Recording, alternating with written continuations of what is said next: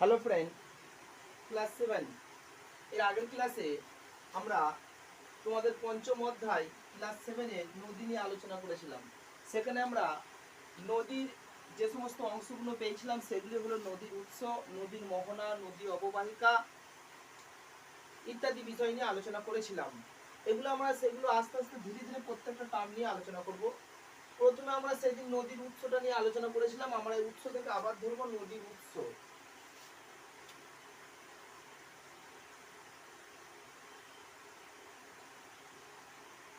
নদীর উৎস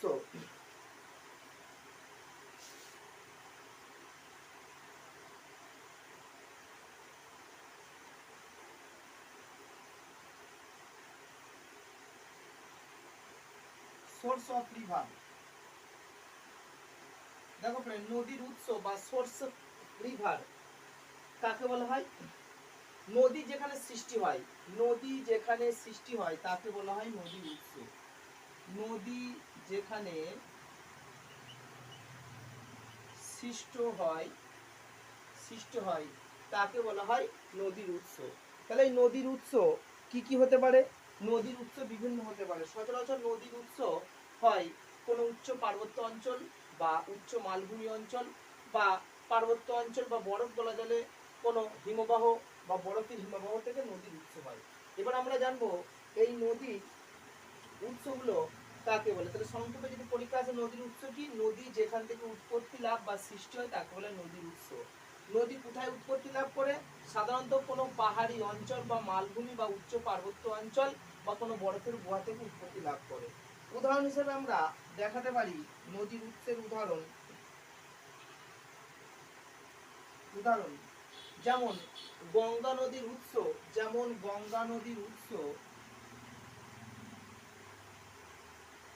গঙ্গা নদীর উৎস হিমালয় পর্বতের গোমুখ নামক বরফের গুহা।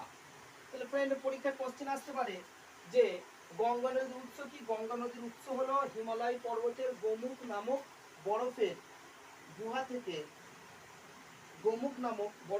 থেকে উৎপত্তি লাভ করেছে। হিমালয় গঙ্গোত্রী হিমবাহের, আমরা এখানে আরো একটু লিখতে পারি, সেই হিমবাহটার নাম কি? গঙ্গোত্রী হিমবাহের।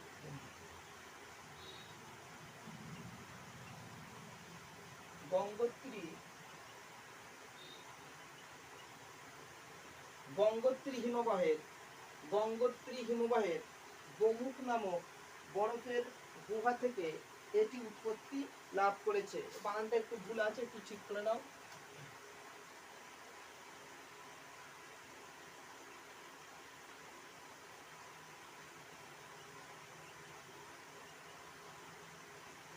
দেখো, গঙ্গা নদীর উৎস হিমালয় পর্বতের গঙ্গোত্রী হিমবাহের গোমুখ নামক বরফের গুহা থেকে এটি সৃষ্টি হয়েছে। এখান থেকে অনেক কোশ্চেন আসে যে গঙ্গা নদীর উৎস কি। তাহলে একইভাবে এইরকম প্রত্যেকটা নদীর উৎস আছে। যেমন সিন্ধু নদীর উৎস কি? সিন্ধু নদীর উৎস হলো তিব্বতের মানস সরবরাহের সিংকাবাব হ্রদ। আবার ব্রহ্মপুত্র নদের উৎস হলো তিব্বতের মানস সরবরাহের চেমায়ুংদুং হিমবাহ। সুতরাং এগুলো হলো গঙ্গা নদী। সুতরাং এগুলো হলো ভারতের যে উত্তরের প্রধান তিনটি নদী আছে তাদের উৎস। এছাড়া অন্যান্য নদীর উৎস আছে, আমরা সেগুলো নিয়ে আলোচনা আরো পরে করব। এবার আমরা আসবো ফ্রেন্ড মোহনা।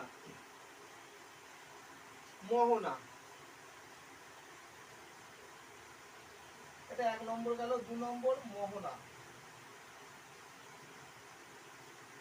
যাকে বলা হয় কনফ্লুয়েন্স।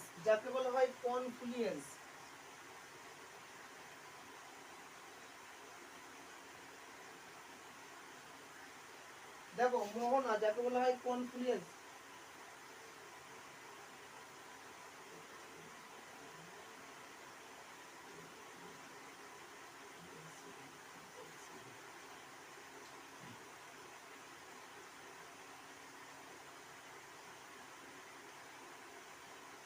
মোহনা বা কনফ্লুয়েন্স, CONFLUENC, কনফ্লুয়েন্স বা নদীর মোহনা। মোহনা কাকে বলে? কোন একটা নদী উৎস হওয়ার পর বা সৃষ্টি হওয়ার পর যেখানে গিয়ে পতিত হয় বা যেখানে গিয়ে শেষ হয় সেটি হলো নদীর উৎস। অর্থাৎ নদীটি যেখানে গিয়ে শেষ হয় বা যেখানে গিয়ে মেশে, নদীটি যেখানে গিয়ে মেশে, কোনো নদী যেখানে গিয়ে মিশেছে মিশেছে বা পতিত হয়েছে বা শেষ হয়েছে তাকে বলা হয় নদী মোহনা। তাহলে নদীর মোহনা উদাহরণ দিয়ে ব্যাপারটা বুঝানো যাক। নদীর মোহনার উদাহরণ দেখবেন, মনে রাখবে এই নদীর মোহনা কোথায় হয়? নদীর মোহনা হয় সাধারণত কোনো সাগর, মহাসাগর, কোনো হ্রদ বা জলাশয় ইত্যাদি হয়। পরীক্ষায় কোশ্চেন আসতে পারে উচ্চ পার্বত্য অঞ্চল যদি নদীর উৎস হয় তাহলে কোনো মহাসাগর বা হ্রদ, নিম্নভূমি হবে নদীর মোহনা। যেমন উদাহরণ দিয়ে ব্যাপারটা বলা যাক, আমি যদি বলি যে দামোদর নদীর মোহনা কোথায়? দামোদর নদীর মোহনা কোনো বড় নদী থেকে যখন মিশবে। দামোদর নদী কোথায় গিয়ে মিশেছে? গঙ্গা নদীর সাথে ত্রিবেণী মগরায় গিয়ে মিশেছে। সুতরাং আমাদের গোদাবরী, অজয়, ময়ূরাক্ষী এইগুলো হলো গঙ্গা নদী, এদের মোহনা। সুতরাং ছোট ছোট নদীর ক্ষেত্রে তাদের মোহনা যে মহাসাগর বা সাগর হতে হবে এমন কোনো কথা নেই। সুতরাং গেল ফ্রেন্ড, তাহলে নদীর মোহনা কোথায় হয়? নদীর মোহনা হয়, নদীর মোহনার স্থান, নদীর মোহনার স্থান হয়, কি কি স্থান হয় নদীর মোহনার স্থান?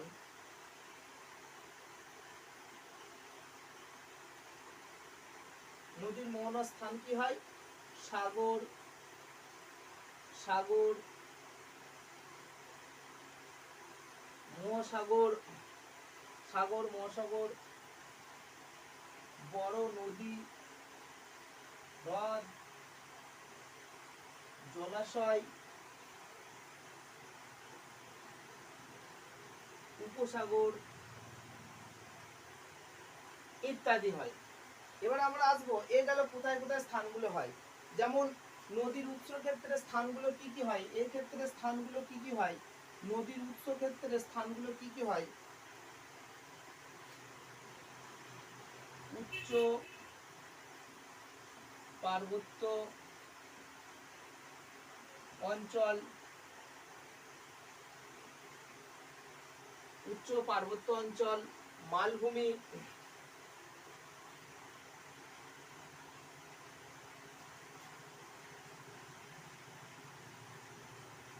পাহাড়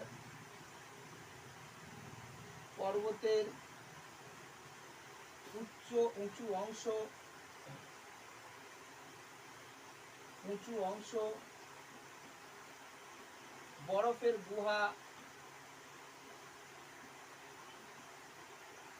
গুহা, ইত্যাদি। এগুলি হলো তাদের স্থান। ঠিক একইভাবে নদীরও মোহনারও স্থান আছে। এবার আমরা উদাহরণ দিয়ে ব্যাপারটা জেনে নেব। উদাহরণ, একটা উদাহরণ দেওয়া যাক। যেমন গঙ্গা নদীর মোহনা হলো বঙ্গোপসাগর। বঙ্গোপসাগর, গঙ্গা নদীর মোহনা, গঙ্গা নদীর মোহনা হলো বঙ্গোপসাগর।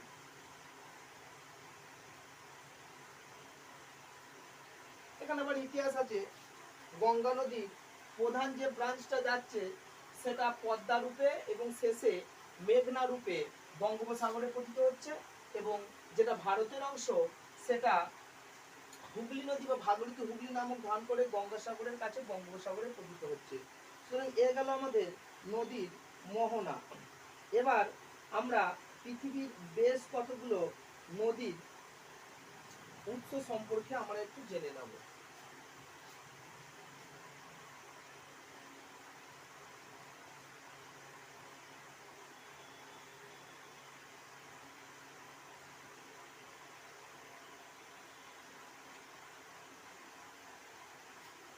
পৃথিবীর বৃহত্তম নদী।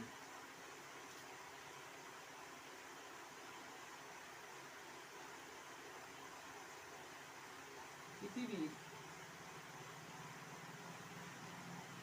বৃহত্তম নদ নদী সমূহ। একটু আমরা জেনে নেবো পৃথিবীর বৃহত্তম নদ নদীগুলো আমরা কি কি আছে সেটা আমরা জানবো। দেখো আমরা মহাদেশ অনুসারে নদীগুলোর আমরা একটু অবস্থান আমরা জেনে দেবো। দৈর্ঘ্যটা আমাদের এক্ষেত্রে মেটার করে না, তবু আমরা প্রধান নদীগুলো নাম লিখে দেবো। এখানে আমরা লিখবো নদীর নাম,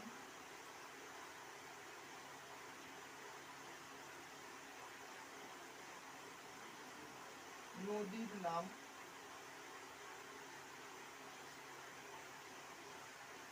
অবস্থান, অবস্থান বা মহাদেশ, এখানে পড়বো দৈর্ঘ্য, দৈর্ঘ্য। দেখো আমরা এগুলো একটু জেনে নেবো। পৃথিবীর বেশ কতগুলো নদীর নাম। ফার্স্ট পৃথিবীর যেই নদী আছে সেটি হলো নীল নদী।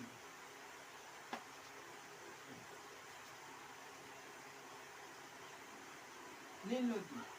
মহাদেশ কোথায়? মহাদেশ হলো আফ্রিকা। মহাদেশ কোথায়? নীল নদী হলো আফ্রিকা।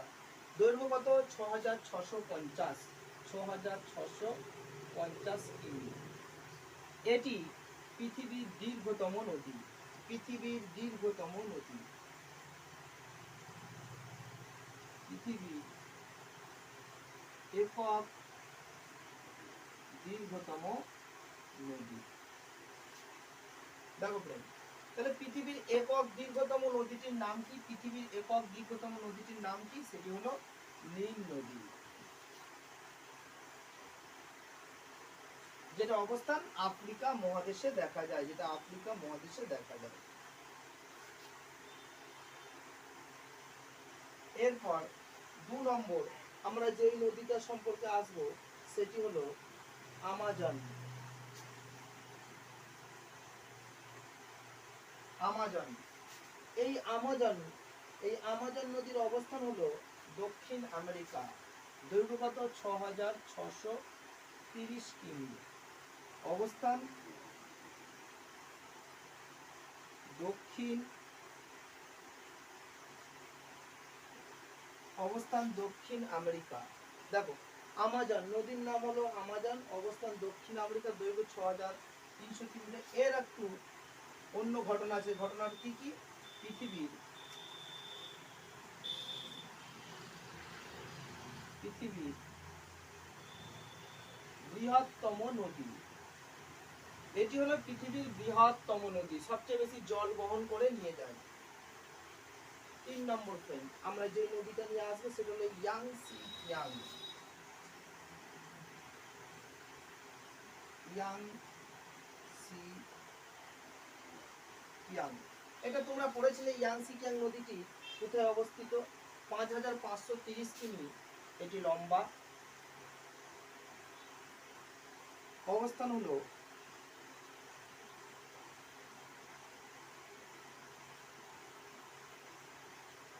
হলো এশিয়া মহাদেশে এটি অবস্থান করেছে।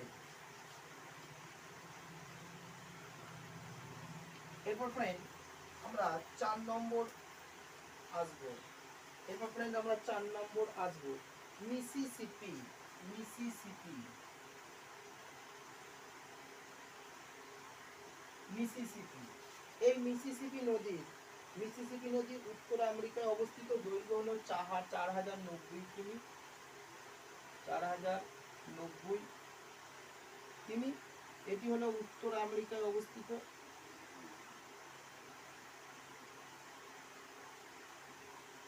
উত্তর আমেরিকা অবস্থিত মিসিসিপি। এরপর আসবে মিসৌরি।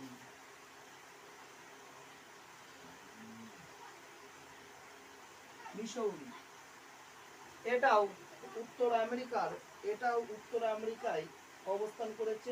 দৈর্ঘ্য হলো 3770 কিমি। 3770 কিমি। অবস্থান এটাও উত্তর আমেরিকায়।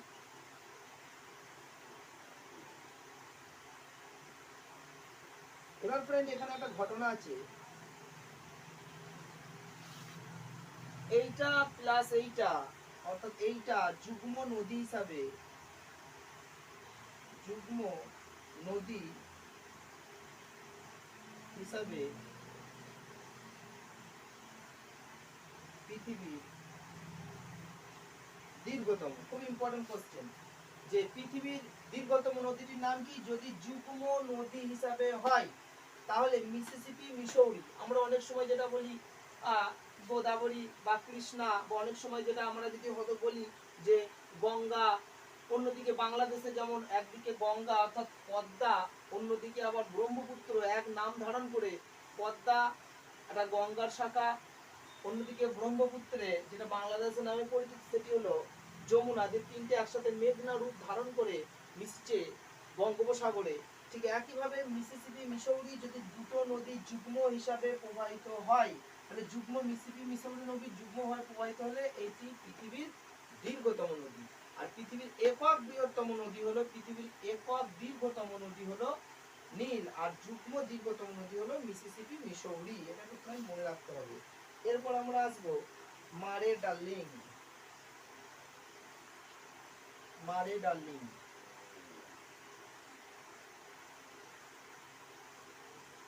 মারে ডার্লিং এটা কোথায় অবস্থিত? এটা অস্ট্রেলিয়া বা ওসিয়ানিয়া মহাদেশে অবস্থিত। দৈর্ঘ্য 3720 কিমি, 3720 কিমি। এটা অবস্থিত ওসিয়ানিয়া বা অস্ট্রেলিয়া, ওসিয়ানিয়া বা অস্ট্রেলিয়াতে এটা অবস্থান করেছে। মারে ডার্লিং ওসিয়ানা বা অস্ট্রেলিয়ার প্রধান নদী। এরপর আমরা আসবো ভলগা।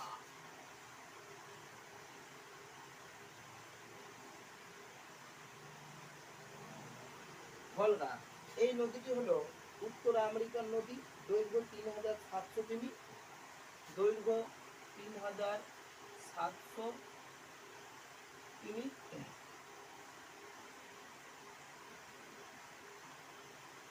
2700 কিমি। অবস্থান ইউরোপ মহাদেশ। অবস্থান ফ্রেন্ড ইউরোপ মহাদেশ। তাহলে আজকে আমরা যেটা শিখলাম নদীর উৎস, নদীর মোহনা এবং পৃথিবীর বেশ কতগুলো বৃহত্তম নদী সম্পর্কে আমরা জানলাম। দেখো, নীল হলো আফ্রিকা মহাদেশের দীর্ঘতম নদী, আমাজন হলো দক্ষিণ আমেরিকার বৃহত্তম নদী, ইয়াংসি হলো এশিয়া মহাদেশের দীর্ঘতম নদী, মিসিসিপি হলো উত্তর আমেরিকার দীর্ঘতম নদী, মারে ডার্লিং হলো ওসিয়ানিয়া মহাদেশের বা অস্ট্রেলিয়া মহাদেশের দীর্ঘতম নদী, ভলগা হলো ইউরোপ মহাদেশের দীর্ঘতম বা প্রধান নদী। দেখো, পৃথিবীর একক বৃহত্তম দীর্ঘতম নদীটি হলো নীল। পৃথিবীর যুগ্ম নদী হিসেবে বৃহত্তম বা দীর্ঘতম নদী হলো মিসিসিপি, মিসৌরি, এবং আমাজন হলো পৃথিবীর বৃহত্তম নদী। ইয়াংসি হলো এশিয়া মহাদেশের দীর্ঘতম নদী এবং পৃথিবীর তৃতীয় বৃহত্তম নদী। এবার আমরা প্রশ্ন ও উত্তর পর্ব নিয়ে একটু আমরা ফ্রেন্ড আলোচনা করব।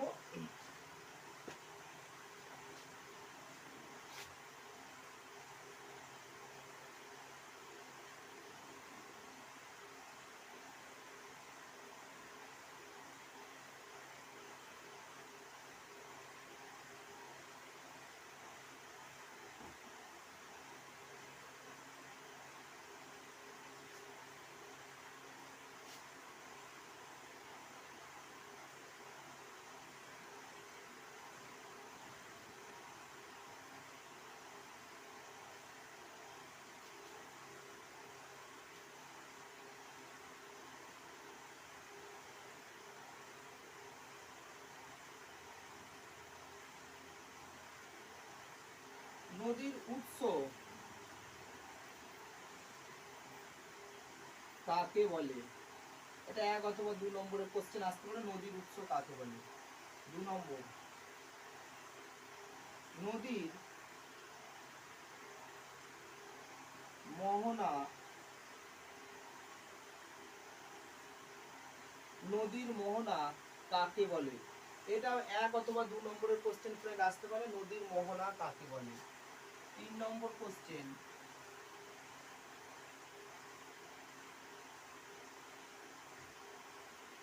গঙ্গা নদীর উৎস লেখো। 1 নম্বরের কোশ্চেন। 4 নম্বর কোশ্চেন, গঙ্গা নদীর মোহনা কোথায়?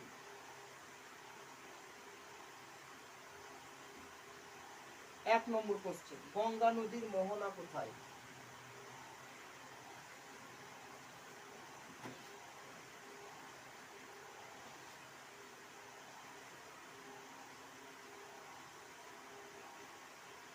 নদীর উৎসের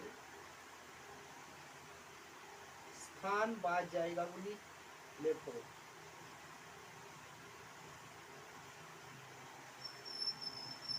জায়গাগুলি লেখো। এটা 2 নম্বরের কোশ্চেন। নদীর উৎসের স্থান বা জায়গা, স্থান বা জায়গা মানে কোনগুলো? স্থান বা জায়গাগুলি হলো কোন উচ্চ পার্বত্য অঞ্চল বা মালভূমি অঞ্চল, বা বরফের কোন গুহা থেকে পাহাড়ি অঞ্চল ইত্যাদি হলো নদীর উৎস। 6 নম্বর, নদীর মোহনার স্থান বা জায়গাগুলির নাম লেখো। জায়গাগুলির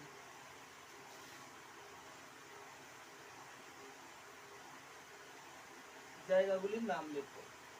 নদীর মোহনার স্থান বা জায়গা, অর্থাৎ কোন একটা নদীর মোহনা কোথায় হয়, যেমন মোহনায় অবনমস্থান কোন সাগর, মহাসাগর, হ্রদ, জলাশয় ইত্যাদি হয়। 7 নম্বর কোশ্চেন, পৃথিবীর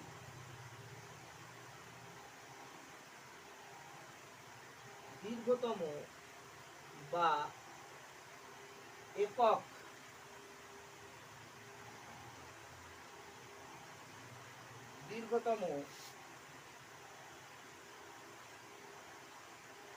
নদীটির নাম কি? এটি কোথায় অবস্থিত? এটি কোথায় অবস্থিত?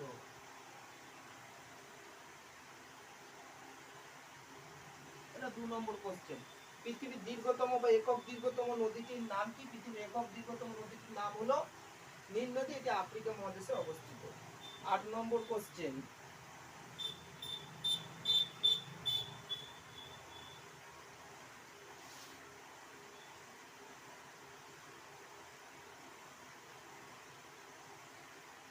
পৃথিবীর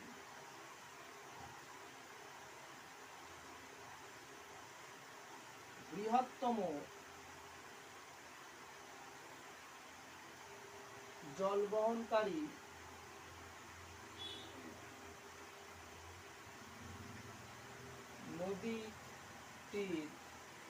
নদীটির নাম লেখো। এটি কোথায় অবস্থিত? এটি কোথায় অবস্থিত? 2 নম্বরে, পৃথিবীর বৃহত্তম জলবহনকারী নদীটির নাম কি, বা পৃথিবীর বৃহত্তম নদীটির নাম কি? এটি হলো আমাজন। এটি আবার বৃহত্তম। আমাজন দক্ষিণ আমেরিকায় অবস্থিত। 9 নম্বর কোশ্চেন,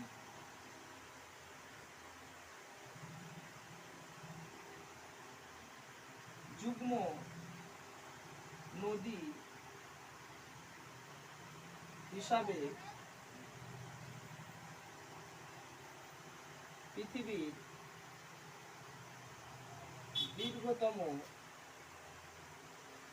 নদী কোনটি? এর অবস্থান লেখো। কি কোথায় অবস্থিত?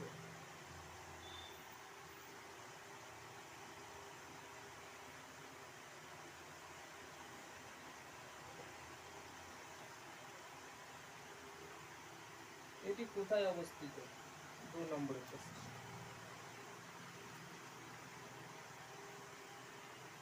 10 নম্বর কোশ্চেন,